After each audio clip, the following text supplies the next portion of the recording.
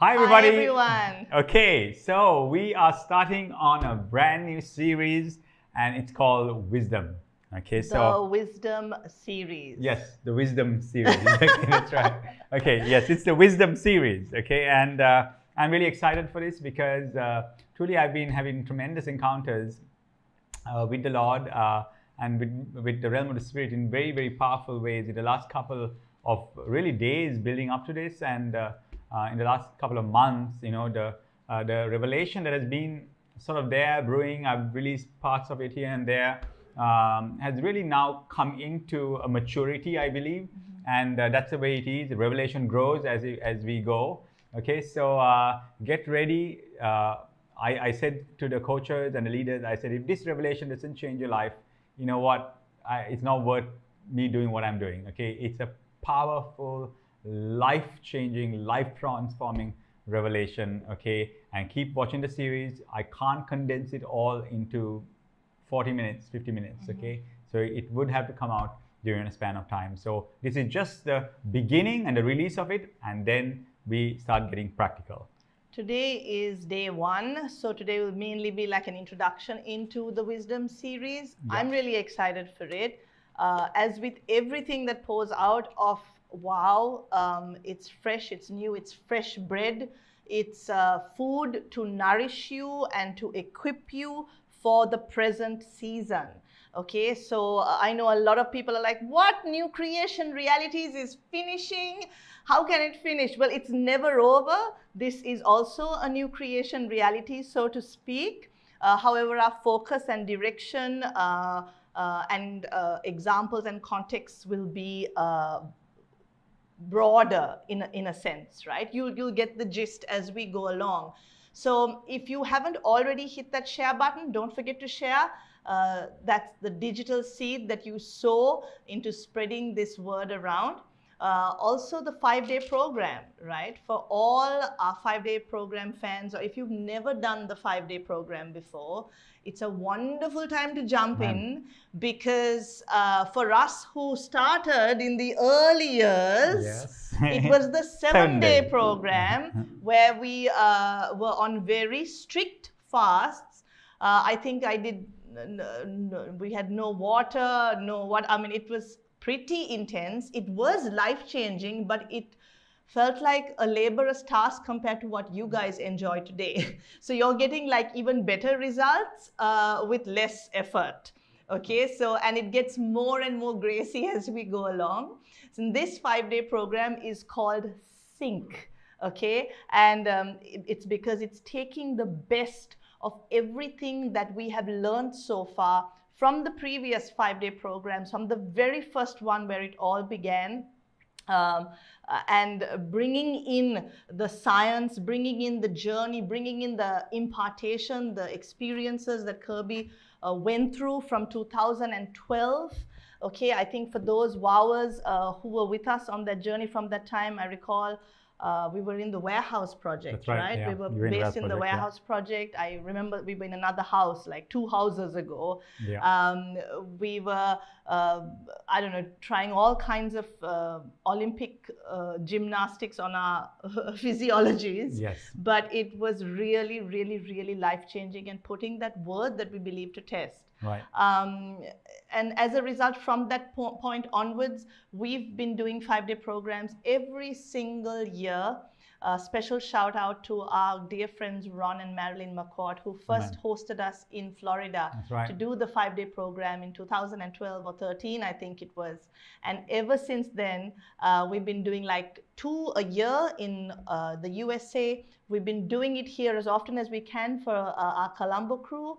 And now we've started doing it exclusively online as well. So this program will be, none of them ever repeat. Okay, it's always fresh, it's always brand new, and it's always life-changing. I look forward to it. It's my greatest Thanksgiving and Christmas feast rolled into one in the word that's going to pour out. Okay, so await that. The dates are the 28th of November for our friends in the US continent or wherever else. I'm not very great with time zones. And 29th of November for us here in Sri Lanka and the rest of the world.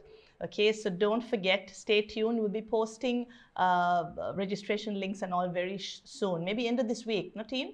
End of this week. So the wisdom series, I don't want to give away much, not that I have much to give away at the moment because I'm also waiting to hear what it's all about.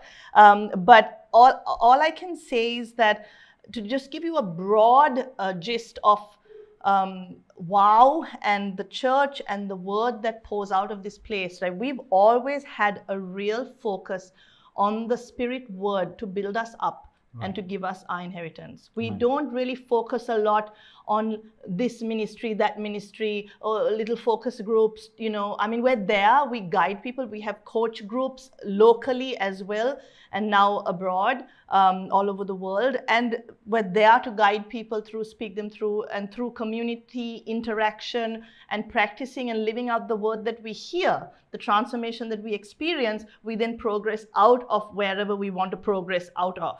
Right. Okay, so that's how WOW was built. We have a joke, we're not like great shoulders to cry on because actually that's not going to help you. Yeah. You know, you'll feel great or you feel okay for now. It's like putting a band-aid on your issue, but never giving you the medicine that can actually heal your wounds. Right. Okay, so this is not about dependency on a man or on a ministry. It is dependency on the word of God that is sown in your hearts, that's transforming you even now. That's right. Okay, and there's a price that was paid for that, and there's a place that we all belong and we're all seated, but sometimes we don't realize it, and that's the issue.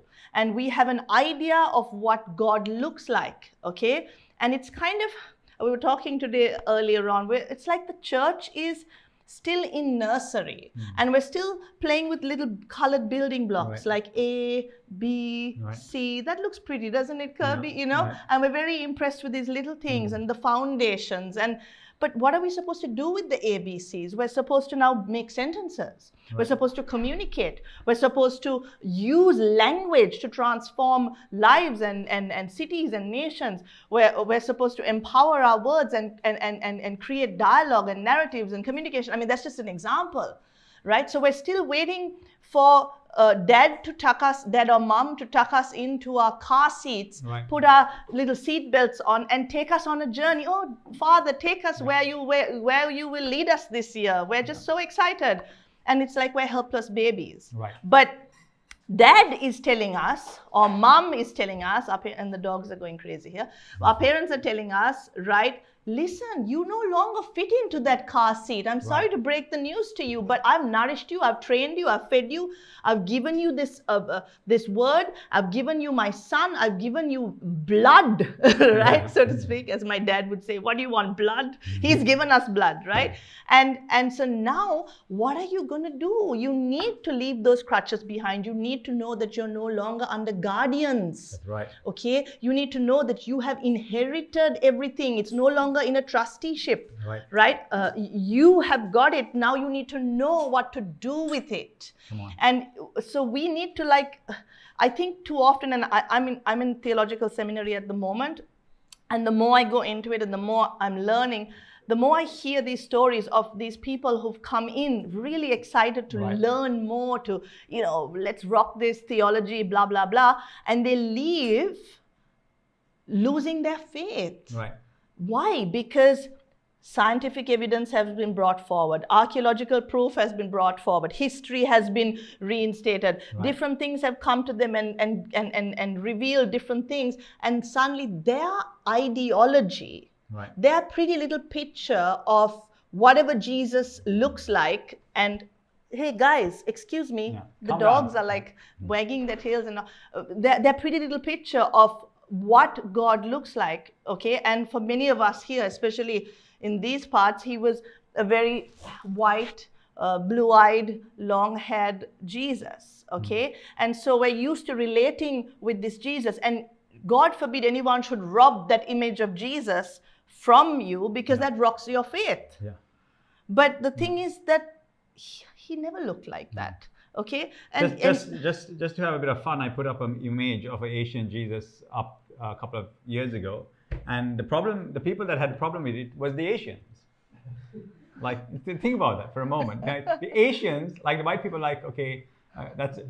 Okay, okay, maybe, okay, and not maybe, because, I mean, but the Asians, Sri Lankans, long theses of why they're offended with the concept. Yeah, because it's a simple thing shakes their foundations like that. Yeah. So do we have a relationship with like a emotional, man-made concept of Jesus? Or, Yeah. I mean, looks like these guys had. Or can you go beyond that into the spirit that has no color, no Yeah. creed, no, and it's so awesome to be able to traverse beyond your concept of who Jesus is into finding him in pure spirit. He's so vast, so Yeah. great, so beyond anything that we could ever even visualize or Right. imagine, or portray. And he's continuously being illuminated in our hearts. He's being revealed completely, but we are yet seeing. We're growing in seeing and understanding and processing. And I believe that if you really saw God in all his fullness right now, I don't think you'd be able to handle it. No. Right? So there's a growing and a maturing process that's taking place, and I think we're ready for more. Okay, not I think we are ready for more. And the inconsistencies that you're seeing, you think, okay, they say, do these certain procedures and you get results. Apply oil and pray over the sick and you get these results. Talk in tongues and this will happen.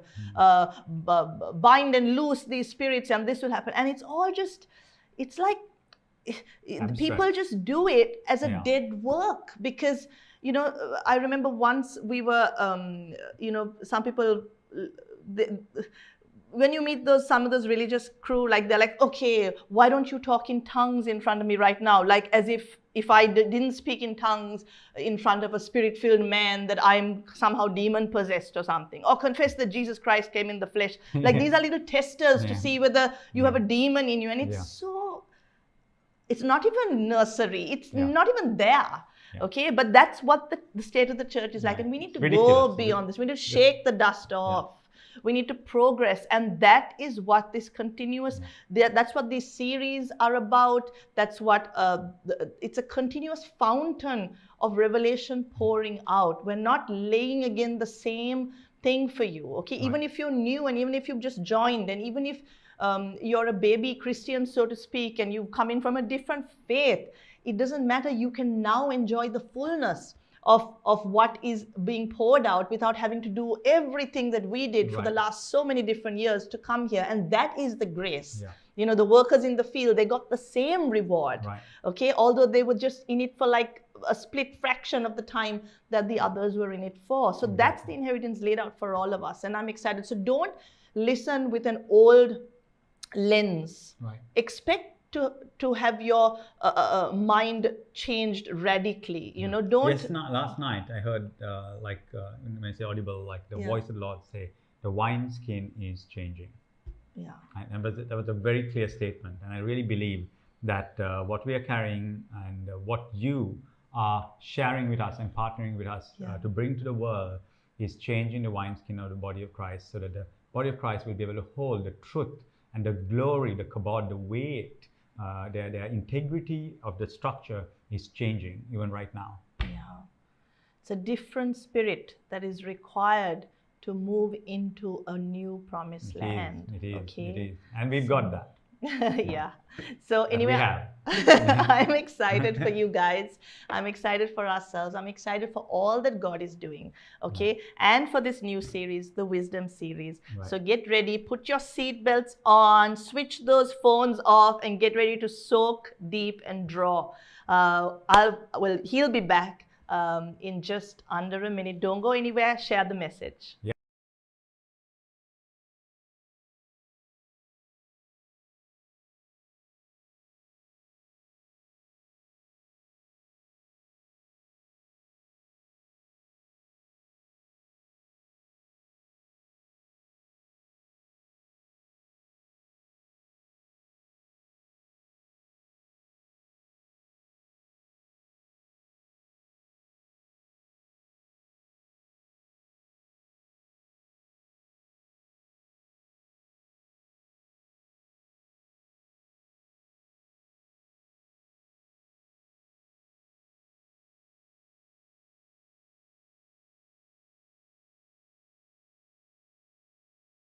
Okay, so we got started in this new series. It's the series called Wisdom, or Fiona says it better, I think she says.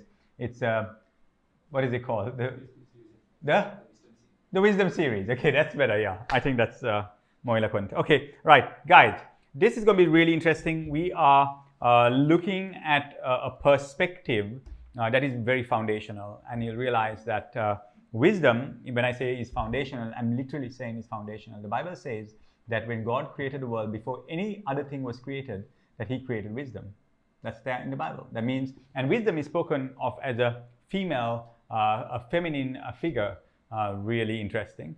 Okay, and that God first was wisdom before anything, before the foundations of the world, and then wisdom brought forth everything else. Okay, and if you realize that concept, it's so beautiful, because if you understand that it is wisdom that that God, He says that wisdom will judge the generations that come. If you look how Jesus talks about wisdom, it's like He knows something about wisdom that we don't know. Okay, and I'm going to show you something in the Bible that literally, I promise you, will change your perspective right from today on how you look at the world.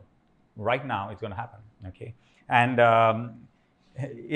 when the Lord showed this to me, it reconfirmed why we are called WOWLife Church, and it reconfirmed to me why we need people who are brave, courageous, strong, unafraid of the religious spirit, be able to stand against the religious institution that has stopped this message coming out, and be able to boldly take this light where you're taking it. And so that's what we're looking for, and that's why we're looking for coaches. We have nearly 500 coaches all around the world. We've grown rapidly while others were closing down. We have grown, okay, and that means that the finger of God is on this stuff, literally. Okay, so here I am today bringing you a series at the end of this amazing, crazy year.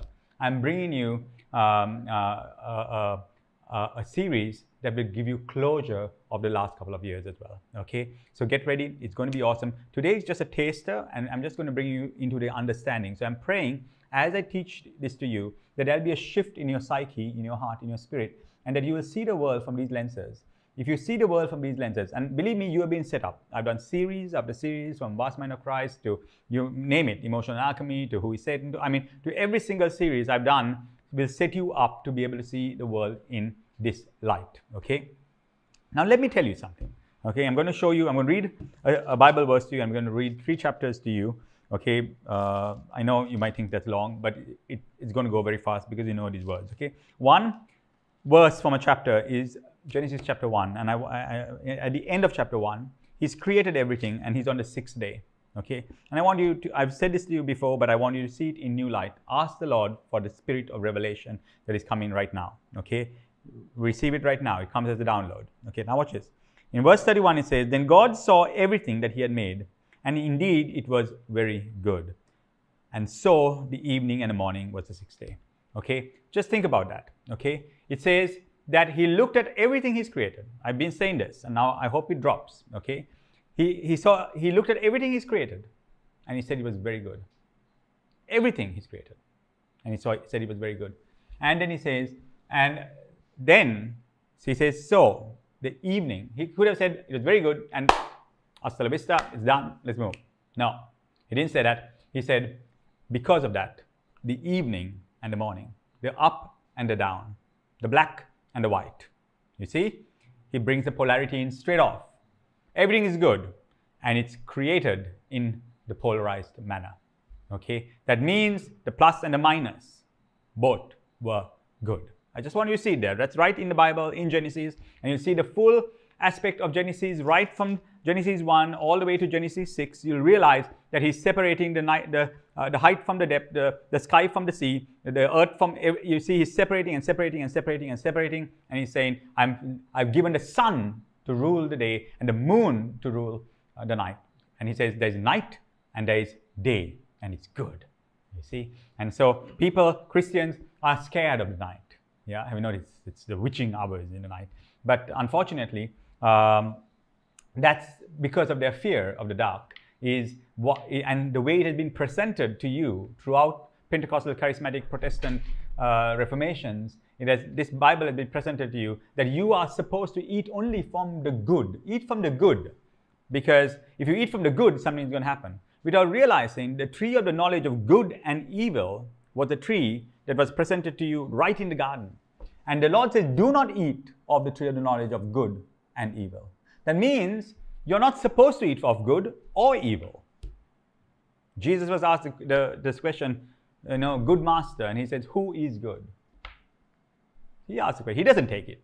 Why do we take it? Okay? Interesting. Very interesting. Because Jesus, and he was saying, good teacher, he says, who is good? I'm not good.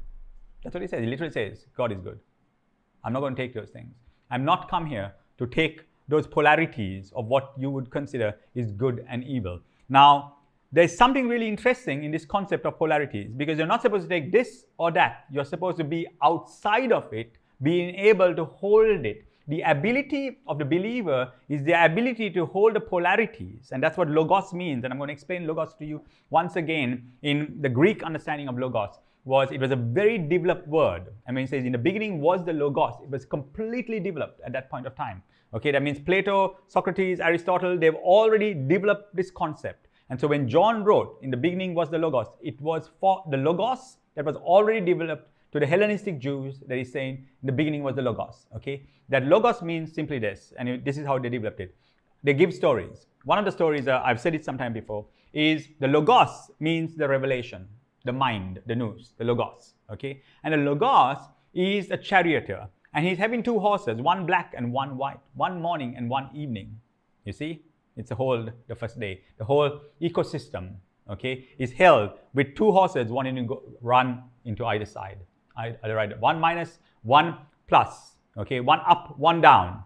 And the logos is the charioteer who is holding the two horses together and going still forward. He's able to do that because he's the logos, okay. So this logos holds the polarities in the palms of his hand and he reins it in. He knows how to balance it. He knows how to bring righteousness and justice, means fairness. Balance means fairness into the world, okay? And the interesting concept there is that he's still moving forward, having both together, balancing them both in their hands. That was the revelation of the logos, and that's what, when John said in the beginning was the logos, that was his concept. The story goes on to explain that a man who's a foreigner goes into a foreign land. He doesn't know the language, he doesn't know the culture. And while he's walking into the foreign land, he has two interpreters. One guy is a guy called Thomas, which the Greek says Thomas means that he's thinking always about the community, the collective. Like he's always concerned about the community and the collective. Then you have another guy called Eros. And Eros means he's only concerned about himself. You see? And so the logos is going in and he's asking these two people about the land. And so Eros is only talking about the individuality and how he wants to eat and how he wants to have sex and how he wants to do all kinds of things. And this is what he's trying to interpret to him. And this is how he looks at the land through those lenses and says, this is how you need to see the land. The other guy is a guy who's always thinking not about individuality, not about taking for himself. He's always looking at the collective, the whole. If he takes to either side, he could die. That's what's interesting. Because you have to eat. You have to do all those things. You have to look after yourself. But also, you have to think of the community. And so, the question is asked at the end of the story, who does when the man, the foreigner comes out of his land, what does he learn? Does he learn more about the land, or does he learn more about the interpreter and how they interpret the land? And that's a very, very good question. So, in saying that, I want to explain to you the understanding of justice. If you look through the Bible, throughout the whole of the Old Testament, our understanding of justice and God's understanding of justice is completely different. And that's very interesting. And you'll realize that the reason that God gave the law, if you look at how he gave the law, he says, I'm giving the law so that you can live. So that you can live. Okay? But we use the law so that someone can die. Okay? See, that's a massive difference. So you see, God gives the law so that he brings righteousness. Righteousness means justice, balance, fairness to the land. Okay, and so God's main focus is, because you have the Thomas and the Eros and the black and the white and the up and the down, and that's the way He created the world. His main focus is to bring balance, justice, not retribution. Did you get that? So when Jesus comes from the cross, Jesus comes to pay the debt off. He doesn't come to put people in prison. Think about the understanding of justice in the eyes of Jesus and the Father. You see, our understanding is, someone has robbed me, get him to pay. And only if he pays, then it is just. That's not the understanding of God. Solomon asked for wisdom. And he asked for wisdom and he said, give me the ability to discern between good and evil. Tree of the knowledge of good and evil. He said, so that I can judge the people. And his judgment of the people was not retributory. Retributory means he needs to pay because he's taken the money. No. We don't care whether you pay. What matters is that the person who lost gets paid. Come on. Is there a system that when you lose, you get paid, but it might not even come from the person who took it from you? Wow. Think about it.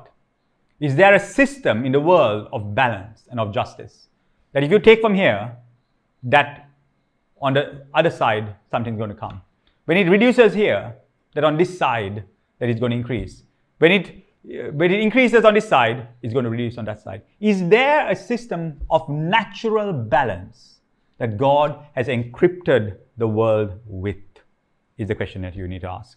And you'll see that the law establishes that balance. You'll see that as a rich man is having his field, you'll see that he has to leave the borders of his field, 6 feet in his field or so, in his field, in the borders for the poor to come and collect. They establish balance. You see, constantly, you see that a person who's murdered someone could go to a refuge city in the law and stay there until there are witnesses. It wasn't this kind of system where you're arrested and taken to prison and thrown in just because someone says so. You could go to a refuge city. It was a system of Jewish culture where if someone was a stranger and a slave of someone else and he's run away, he could come to a refuge city, and there, in that place, the Jews will try him and give him his freedom. It was a system of balance, justice. And that is why we're given the scepter of righteousness to rule. Now, let me give you a concept, okay? One concept that I just gave you is, does your justice look retributionary, or does it look like it's establishing justice, balance? And you'll realize that we use the law to make sure that the people who are wrong pay, without looking at the person who had been wronged, whether they get paid. You see, just because you throw someone in prison, look at the system. Someone hurts someone else, someone robs someone else, we throw him in prison. But that doesn't assure the person who's been robbed to prosper after that. What happens, our focus is the prosperity of the person who's been robbed. Okay? Does the goodness of God lead people to repentance? Will that not change the person who robs? And say, wow, you know what? There's something that is happening here. I can get blessed the same way. I don't need to rob to get blessed. I get blessed because of the unfairness that has been done to me. It's an amazing, amazing system. Now, that's the cross. It's the story of the cross. And it is wisdom. Now, I'm going to show you something, okay, that will blow you away. And I know that you might put a lot of holes into what I'm saying right now, and it's okay because we're going from series to series. I can't answer all your questions in one go. But make sure that you understand this, because this is what I want you to get in just this first launch of this series, is that we think we've got a worldview, and it's a charismatic Pentecostal Protestant sort of weak, flaky worldview that tells us that everything in us, in our lives, should be in harmony. Think about that. That makes us extremely weak. That everything in our lives has to be in harmony. And then we are always trying to bring things back into harmony without respecting every area of our lives as individuals that would be our adversaries. Okay? And so we treat our adversaries in the worst possible way because we got a retributive attitude. We want a man thrown in prison, we want a man destroyed, and there's a retributory nature to our adversaries.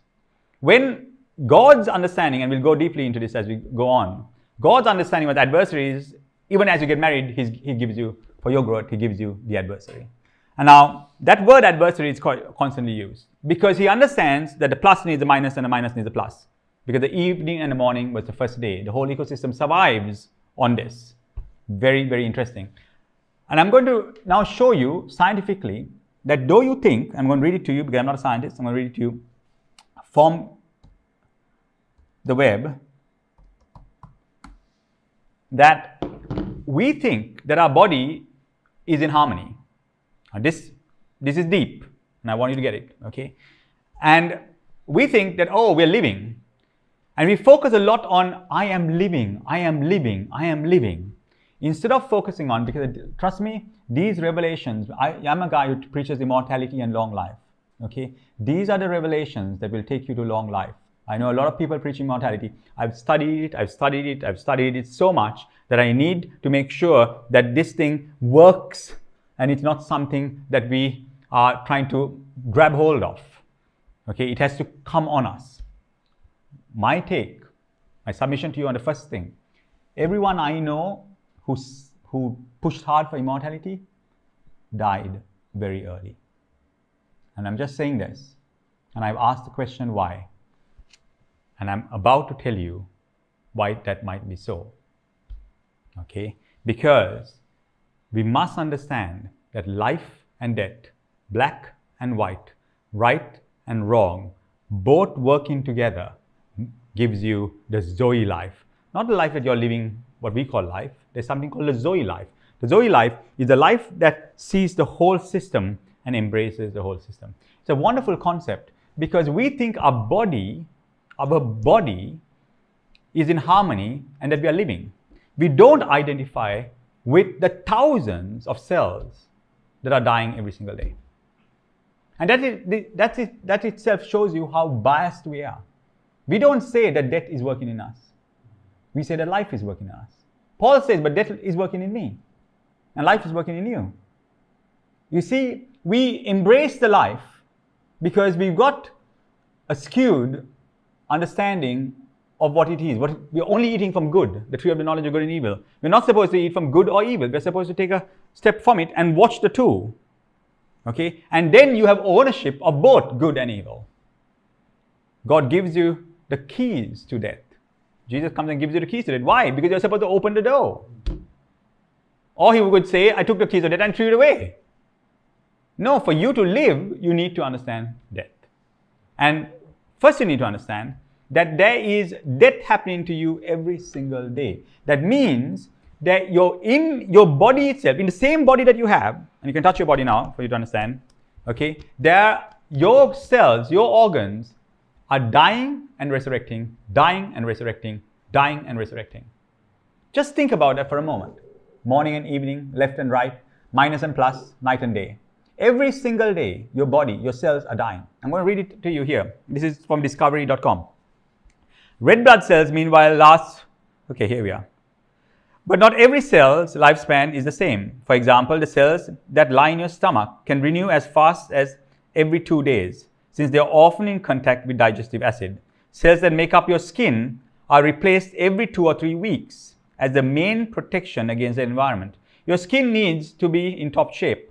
Red blood cells, meanwhile, last for about 4 months. White blood cells, the main players in fighting infections, can last from a few days to a little over a week. In contrast, your fat cells, hey guys, and liver live fairly long, as we all can attest to that, okay? An average of 10 years. Fat cells, guys, okay? Fat cells are nearly immortal, okay? The bones in your body also regenerate about every 10 years. Now, what am I trying to show you? You're focusing on the regenerating without focusing on the death. I'm asking you a question. Would you rather prefer your cells, you say the red blood cells, that last about 4 months, would you rather keep them, or do you rather have them dead and have new ones? Question. Think about that for a moment. They say the liver, the spleen, every area part of your body, they say and it's crazy. They say in 7 years, that's what scientists are saying. In 7 years, 7 days, in 7 years, it's a whole brand new liver, whole brand new kidney. Think about that. Okay, so would you rather have, if we can't understand death and embrace death, okay, would you rather have a 14, 15-year-old, 20-year-old kidney, or would you like to have a 7-year-old kidney? That's a good question. And then you'll realize that, hey, God has given us both death and life. And we need to be able to understand that the cells need to die so that it regenerates. And when you understand that your body is not in harmony, it's life and death constantly. Here's another one. I love this one. This is so cool. Okay. It says, in the past 2 decades, an explosion of similar discoveries has revealed squabbles, fights, and all-out war playing out on a cellular level, known as cell competition. It works a bit like natural selection between species. In that filter cells win out over their less fitter cells with their neighbors. Sorry, my reading. The phenomenon can act as quietly controlling other organisms. Okay, and it develops a defense against precancerous cells as well. And it goes on and it says this. Cells use a variety of ways to eliminate their rivals. Wow, there's a war going on. From kicking them out of a tissue to inducing cell suicide, or even engulfing them and cannibalizing their components. Yeah. The observations reveal that the development or maintenance of tissues are much more chaotic process than previously thought. Okay, this is a radical departure from what we knew. There is a war going on in your body. Have you realized it? Stop for a moment. Okay, that's aha moment right there. See, because we all like to feel so nice. Oh no, my body is working in perfect harmony. Rubbish. Rubbish. Okay, that's the key. The evening and the morning makes the one day. The night and death, the life and death makes your body. Okay, and that's the radical shift that you need to see it. You go out in your garden, there's a war going on, there's competition. Okay, everything is fighting against each other to live. In your body, it's doing the same thing. Now you realize what's going on, and you don't have a problem with it because you're able to look at it without polarity. What side are you going to take? On what cell side are you going to take? Think about it as they do it. It's what keeps life alive. And this is why you have power over cancer. Because they're already well trained in killing the other guys. If you want life, then you have life over everything that grows. You have no boundaries. You don't know how to use the night and the darkness, the death and the life, the good and the bad together, and use it to destroy, to make alive. Hey, Pedal, I'm doing a service here, man. Okay, that's better. Okay, so, yeah. So, this is what's going on, you see. Now, it happens all the time.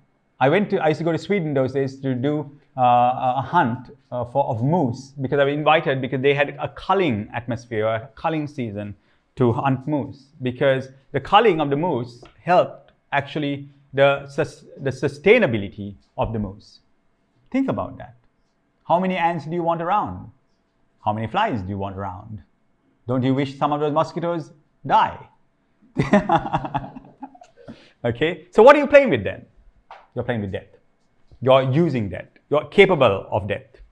You are capable of it because it's happening in you, and it's up to you to identify with whatever you want. You can identify yourself on an atomic level because you're millions of atoms, okay, billions of atoms, or you can identify yourself on a cellular level, or you can identify yourself on the visual level that you are seeing now, or you can identify yourself in whatever level you choose. You can identify with the cells that are good. You can identify with the cells that are bad. You can identify with the guys who are stronger. You can identify with the guys that are less stronger. It's all you. All you. Now, let's talk about the realm of the spirit. Oh no, but the realm of the spirit is different. No, it's the same thing. The guys who animate there, animate these things. The guys who move there are the guys who are moving these things. Just like those guys who are killing the other guys, there is a corresponding spirit on a different level to that guy who's connected. Okay, so, but they are all a part of the ecosystem. The night and day are the first day. And we are able to look at it and understand, oh, so what's my role? My role is to know that it's all a part of me and I have to bring balance. Because how your body is working is insensitive. There is a war going on, but there is sensitive balance. And in these parts of the world, it's not like the pharmaceutical industry that sees the symptoms and then gives you something to sort only the pain out. In these parts of the world, if you want to get healed, it's holistic. Holistic means it brings your body into balance. And when your body is in balance, it naturally gets healed. Now, these things are throughout the Bible, and I'm going to show it to you, because if you look in, and we're now in Genesis, and if you look in Genesis, go into Genesis 8, and you'll see God destroys the world, and He creates the world again. And again He establishes the same thing. What does He say to Noah? And it's in Genesis 8, Noah is coming out, and he says, while the earth remains, seed time and harvest time, cold and heat, winter and summer, day and night, and that's the way it's going to be. See what is he saying? What is the Lord saying? He's saying to step out and look at what is happening in you, throughout you. Don't make a judgment to say good or bad. Don't go and say, no, but I only like the sunset, or I only like the night, or I only like the day. It's all necessary. That is your job, to rule with a scepter of balance and righteousness. That is what we are called to do. And when we bring balance and fairness and righteousness and balance the scales, we know if something is taken from there, it has to come here. If you take it from there, you have to put it up here. You understand? He says, because of your enemy's wickedness, I'm raising you up. Then he turns around and says, oh, because of your wickedness, I'm raising your enemies up. Has that happened to you? Well, God is establishing balance. Balance. He loves it. And He loves someone who can think with his mind and say, I want to establish balance on the earth. I want to establish righteousness on the earth. I want to have the scepter in my hand. I want to be with my King, sitting on that throne, establishing righteousness in my home, in my workspace, in every area. And it's not according to my selfish, carnal, natural greed and needs, but it's going to be very, very balanced. And He loves righteousness. And when He sees that, He tells Solomon, because you ask for this one thing, that's wisdom, because you want to discern, really know what the real balance is. It's fragile. It's a fragile balance because you really want to know it and you're ready to bring balance. He says, because of this, I will give you long life and everything else. Come on, okay? Power, authority, money, everything else, because you are fair. And my God, in the New Testament, to bring that balance, He brings the precious blood of Jesus Christ that will compensate when you or someone else can't compensate, to establish that balance. Because it's not about retribution. It's not about getting the payment from that person. Jesus pays it so that balance and equilibrium is brought back in to the ecosystem. It's amazing. If you look at Ecclesiastes, many people think Ecclesiastes is a book when Solomon has lost his marbles and, he's got depressed and, all this kind of stuff and he's gone bad and rogue and wicked. No. That's not true. Solomon is completely realized. The wise king has now been realized. He's had 600 wives that would have taught him a good lesson. Okay? I mean, come on. Okay, that's a bit much, like 600 wives. Crazy. Okay, right now. So he has 600 wives, okay, and he had done everything in life. You can imagine. He says, I have done everything. He's gone to every god. He's worshipped every god. He's left his god. He's come to his god. He's left his wives. He's come to his wife. He's done everything in the world, and there's nothing more for him to do. He's not depressed. Just understand it. This is not the way to enlightenment, please. Okay, there are better ways. Okay, but I can tell you that he's fully realized now, and he's a fully conscious man. He's fully realized, and he's realized everything is ego, everything is vanity. And from that place, he says one thing for sure: this is the way it is. And chapter 3 says this: and for everything there is a season, a time for every purpose under heaven. Listen carefully: a time to be born and a time to die, a time to plant and a time to pluck what is planted, a time to kill and a time to heal, a time to break down and a time to build up, a time to weep and a time to laugh, a time to mourn and a time to dance, a time to cast away stones and a time to gather stones, a time to embrace and a time to refrain from embracing, a time to gain and a time to lose, a time to keep and a time to throw away, a time to tear and a time to sow, a time to keep silent and a time to speak, a time to love and a time to hate, a time to war and a time to peace. Okay, a fully realized man, establishing balance, understanding what wisdom is. He said, give me wisdom. Remember what he asked for? That I will be able to discern good and evil. And then he writes this, because it says, I realize what wisdom is. It's in the balance of things. There's nothing good and there's nothing bad. Nothing like that. I have to bring balance. I can use the good and use the bad, use the death and use the life, use the up and use the down. And my job as a king is to step out of eating from that tree and then use these things to establish righteousness for the people on the earth. And that's how we'll judge the people. Okay? And so think about it in the realm of the spirit. And we accuse, even the realm of the spirit, accuse this spirit, that spirit, demonic. Coronavirus is demonic. Really? How do you know it's not bringing balance? And when you see it like that, how do you know what it's doing? How do you know why it's here? How do you know that one side of the earth was imbalanced? And how do you know that this is not bringing balance?